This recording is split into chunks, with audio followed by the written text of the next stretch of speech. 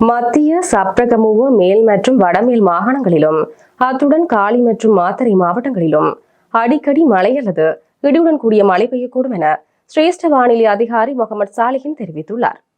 வடக்கு மற்றும் வடமத்திய மாகாணங்களில் இடைக்கிடையே மழை பெய்யக்கூடும்.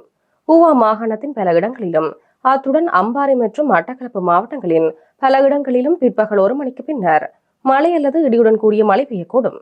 மத்திய மலை பிராந்தியத்தின் மேற்கு சரிவுகளிலும் வடக்கு வடமத்திய வடமேல் மேல் மற்றும் தென் மாகாணங்களிலும் அத்துடன் திருகோணமலை மாவட்டத்திலும் மணித்தியாலத்திற்கு சுமார் 40 தொடக்கம் 50 கிலோமீட்டர் வேகத்தில் அடிக்கடி பலத்த காற்று வீசக்கூடும்.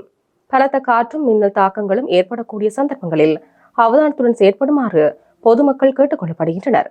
இலங்கையின் வடக்கு கிழக்கு திசையில் வங்காள விரிகுடாவின் ஆழமான கடல் பிராந்தியத்தில் இன்று முதல் தாளமுக்க பிரதேசம் ஒன்று விருத்தியடைகின்றது. ஆனபடியினால் பல நாட்கள் மீன்பிடி தொழிலில் ஈடுபடுபவர்களும் அத்துடன் கடல்சார் ஊழியர்களும் இக்கடல் பிராந்தியத்தில் அவதானத்துடன் செயற்படுமாறும் மேலும் வளிமண்டலவியல் திணைக்களத்தினால் வழங்கப்படுகின்ற அறிவுரைகளை கவனத்தில் கொள்ளுமாறும் கேட்டுக் கொள்ளப்படுகின்றனர்.